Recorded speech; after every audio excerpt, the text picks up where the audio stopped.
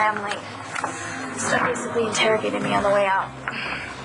And she doesn't suspect anything, right? I came up with a brilliant cover.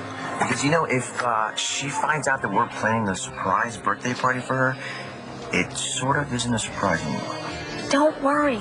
It's 3 weeks late, and she thinks we're incapable of doing anything but greet. She doesn't suspect a thing.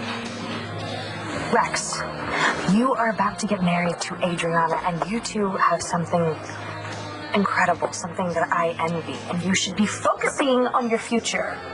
Not mucking around the past trying to find some mystery father. She's not gonna help. I didn't say that. But you said that every time you bring up family, Roxy gets weird. Yeah. So, if Roxy's ashamed of this guy, maybe it's not such a good thing. Maddie, if Wally wasn't my father, I need to find out who was, for all kinds of reasons. What do you want me to do? Remember anything you can about when I was a baby. I was like a toddler then. Whatever you can remember from back then might help. Anything that Roxy might have said, or if anybody came around asking about me after I went to live with Aunt Corinne. Okay. But you're not gonna like it. Marcy, you gotta stop talking about going to prison. Right, you were back home. The people in this town love you. Or they know you. And they know Todd. And they know what happened to us. I mean, the judge still might give you a suspended sentence or something, right, Nora? I can't make promises to either of you. Oh, come on. Marcy surrendered in Texas. Nobody got hurt. She's been totally cooperative with the authorities. And you know that everybody in this town will be willing to testify on her behalf. A lot has happened in the past couple of months. Like what? Since Marcy left with Tommy, the Sun has been running the story on the front page every day. So what? That's Todd's paper. The entire school board was scapegoated and voted out of office because people were angry that the district had even hired Marcy to teach. Marcy's a wonderful teacher. Those kids loved her. But this thing's taken on a life of its own, Mike. I don't want to prosecute Marcy. But if I recuse myself, they're going to pull in some hotshot ADA who's going to go for bloods. So I don't understand what you're saying. I guess what I'm saying is I'm sorry. I'm really sorry.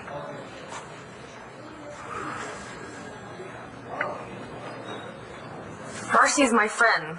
There's no way I'm getting on the witness stand and selling her out. Well, listen, no one's saying She doesn't that you have deserve to what's get happened to her, and I just can't make things worse for her. I can't.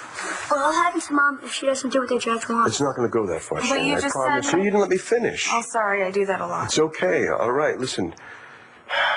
You and Marcy, I'm going to get you out of this mess, all right? And if everything goes as planned, neither one of you are going to do any time. I'm still not completely clear how you can keep Marcy from going to prison. I can't. But Manning can.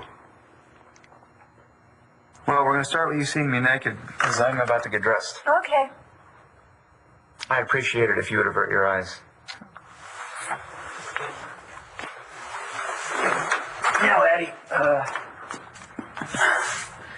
considering everything that's happened, I think you and I can hold off on this discussion for a couple of years. I don't want you to be late for your class. Are you sure? Well, I'm in a bit of a rush. You were going to stay in bed with my daughter. Perhaps that's where we ought to start our discussion, with this new development between you and Blair. That's something you should discuss with Blair. Well, then perhaps we ought to talk about how you're going to integrate Sam into your family so that it goes as smooth as possible for all of you. Listen, Addie, everything's taken care of. Don't worry about it. Jeez. Does it hurt? Yes. Good. You hurt my daughter or my grandchildren, and I'll hurt you worse. Well, good morning, beautiful. Is it a great day or what? Morning paper? Look at Nora.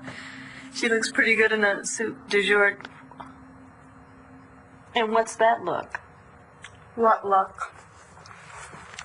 Don't you give me the runaround.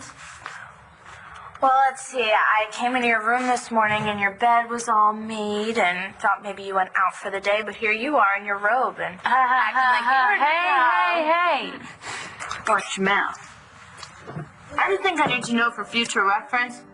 There's a fire or a flood. Where should I send the rescue team to find you? In your room or Dad's?